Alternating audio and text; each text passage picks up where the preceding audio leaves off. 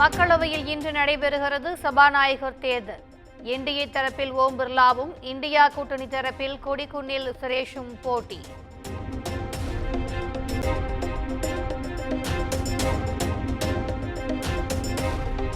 இன்றைய மக்களவை கூட்டத்தில் காங்கிரஸ் உறுப்பினர்கள் அனைவரும் தவறாமல் பங்கேற்க வேண்டும். சபாநாயகர் தேர்தல் நடைபெற உள்ளதை ஒட்டி காங்கிரஸ் எம்பிக்களுக்கு அக்கட்சியின் தலைமை கொறடா கொடிக்குன்னில் சுரேஷ் உத்தரவு.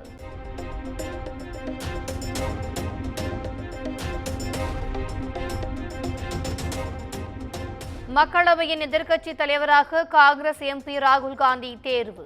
டெல்லியில் கார்கி இல்லத்தில் நடந்த ஆலோசனைக் கூட்டத்திற்கு பிறகு KC வேணுகோபால் அறிவிப்பு.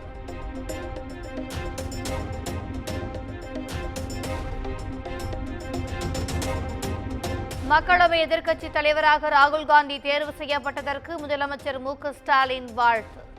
மக்களவையில் உங்கள் குரல் ஓங்கி ஒலிக்கட்டும் என X தளத்தில் பதிவு.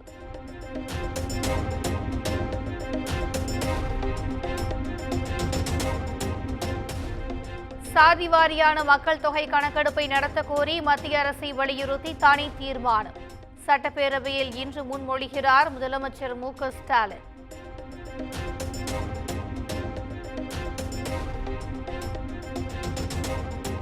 இலவச பேருந்து பயண திட்டத்தின் மூலம் இதுவரை 490 கோடிக்கு மேல் பயணம். சராசரியாக மாதம் ஒன்றுக்கு 888 ரூபாயை பெண்கள் சேமித்திருப்பதாகவும் பேரவையில் அமைச்சர் சிவசங்கர் பேச்சு.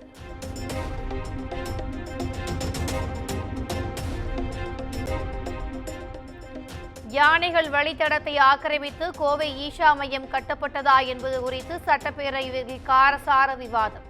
பதவியேற்று 3 ஆண்டுகளாகியும் இது பற்றி ஏன் ஆய்வு செய்யவில்லை என்று அமைச்சர் மதிவேந்தனை துரைமுருகன் கடிந்து கொண்டதால் பரபரப்பு.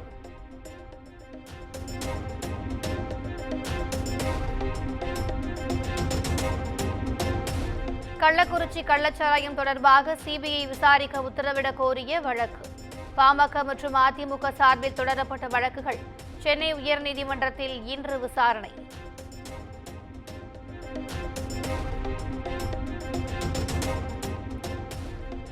இன்று டெல்லி செல்கிறார் தமிழ்நாடு ஆளுநர் RN ரவி. கள்ளக்குறிச்சி கள்ளச்சாராய வழக்கை CBIக்கு மாற்ற கோரி அதிமுக பாஜக மனு அளித்துள்ள நிலையில் டெல்லி பயணம்.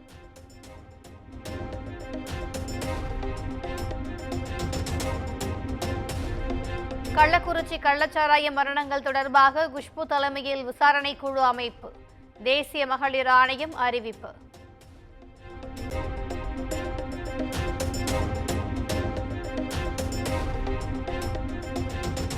விக்கிரவாண்டி தொகுதி இடைத்தேர்தலுக்கான இறுதி வேட்பாளர் பட்டியல் இன்று வெளியீடு. வேட்புமனுவை திரும்பப் பெற மாலை 4 மணியுடன் அவகாசம் நிறைவடையும் நிலையில் அதன்பின் அறிவிக்கப்படும் என தகவல்.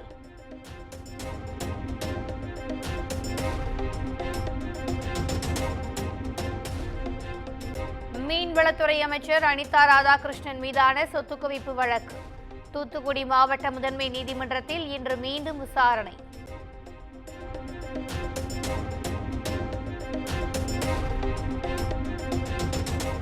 வெளிமாநில பதிவெண் கொண்ட ஆம்னி பேருந்துகளுக்கு தடை விதிக்கக்கூடாது. தமிழக அரசுக்கு உச்சநீதிமன்றம் இடைக்கால உத்தரவு.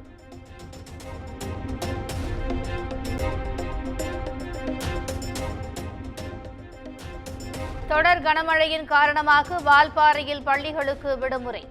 நீலகிரி மாவட்டத்திலும் பெய்து வரும் மழையால் கூடலூர், பந்தலூரிலும் விடுமுறை அறிவிப்பு.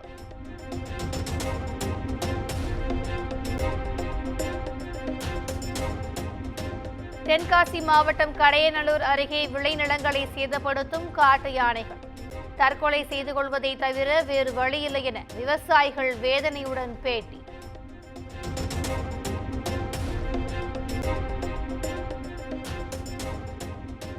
தாமிரபரணி ஆற்றை முழுமையாக ஆய்வு செய்ய உயர்நீதிமன்ற மதுரை கிளை உத்தரவு. மாசு கட்டுப்பாட்டு வாரியம் சார்பில் குழு அமைத்து ஆய்வு செய்ய ஆணை.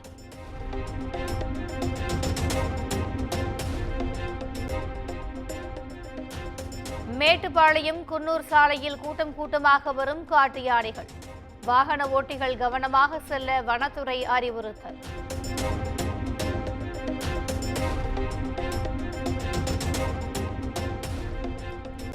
ஈரோடு மாவட்டம் திம்பம் மலைப்பாதையில் பட்டப்பகலில் உலா வந்த சிறுத்தை. வீடியோ காட்சிகள் சமூக வலைதளங்களில் வைரலானதால் வாகன ஓட்டிகள் அச்சம்.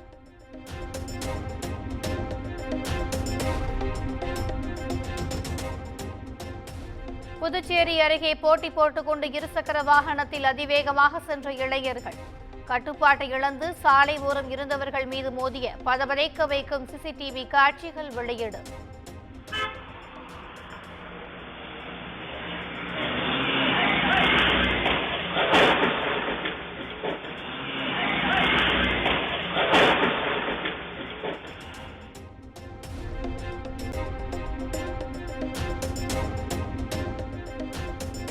தமிழகத்திற்கு நிலுவையில் உள்ள 5.3 TMC காவிரி நீரை திறந்துவிட வேண்டும். டெல்லியில் நடைபெற்ற கூட்டத்தில் கர்நாடக அரசுக்கு காவிரி மேலாண்மை ஆணையம் உத்தரவு.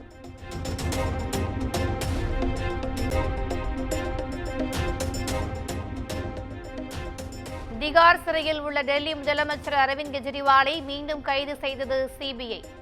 மதுபான கொள்கை முறைகேடு வழக்கு இன்று மீண்டும் விசாரணைக்கு வர உள்ள நிலையில் கைது.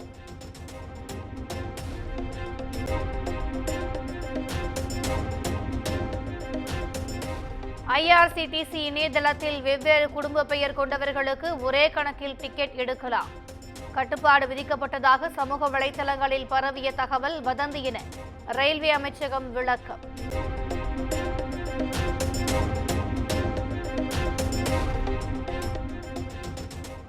புதிய சிம் கார்டு இணைப்புகள் பெற ஆதார் கட்டாயம் என்பது உள்ளிட்ட புதிய தொலைத்தொடர்பு சட்டத்தின் குறிப்பிட்ட விதிகள் இன்று முதல் அமல். அரசிதழில் அதிகாரப்பூர்வமாக அறிவிப்பு.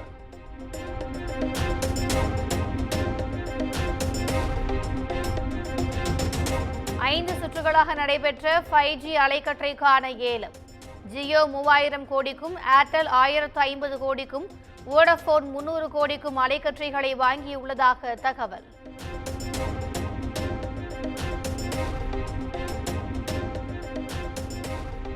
நெதர்லாந்தில் ஜெட் விமானத்தில் பயிற்சியில் ஈடுபட்ட போது நடுவானில் தானாக திறந்து கொண்ட கண்ணாடி கதவு. எதிர்காற்றை சமாளித்து சாதுரியமாக தரையிறங்கி பெண் விமானி வெளியிட்ட வீடியோ வைரல்.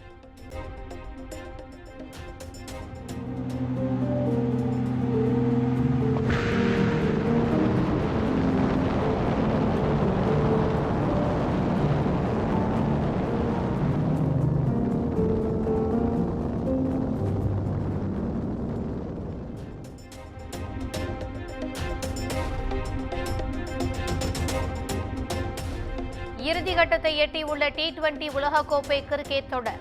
நாளை நடக்கும் அரையிறுதிப் போட்டியில் தென்னாப்பிரிக்காவுடன் ஆப்கானிஸ்தானும், இங்கிலாந்துடன் இந்தியாவும் மோதுகின்றன.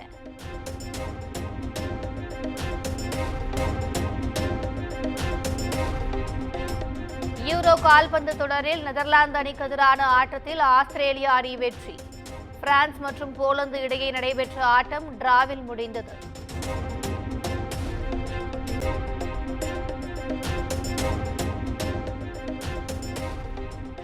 அமெரிக்காவில் விறுவிறுப்பாக நடைபெற்று வரும் கோப்பா கால்பந்து தொடர். பலம் வாய்ந்த பராகுவே அணியை வீழ்த்தியது கொலம்பியா.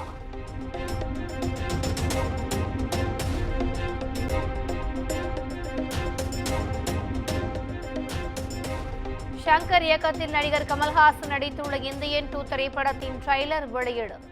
வெளியான 8 மணி நேரத்தில் 40 லட்சம் பார்வையாளர்களை கடந்துள்ளது.